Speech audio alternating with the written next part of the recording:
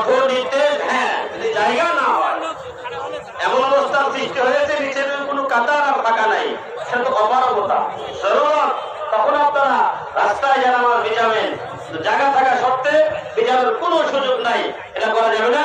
মেহরবানি করে আমরা পিছনে বসে যাই। রাসূল কারীম সাল্লাল্লাহু আলাইহি ওয়াসাল্লাম বলেন, মান ওয়াজাদা সাআতান, আল্লাহ তাআলা যে বান্দাকে আর্থিক সঙ্গতি দান করেছেন, অর্থনৈতিক স্বাবলম্বী বানিয়েছেন, ওয়ালাম ইউদাহি, অর্থ থাকা সত্ত্বেও সে কুরবানি করলো না, কুরবানির জন্তু ক্রয় করলো না, আল্লাহ পয়গম্বর বলেন, ফালা ইয়াহদুরু মুসাল্লানা, ওই বান্দা, ওই ব্যক্তি যেন আমার ঈদগাহে না আসে।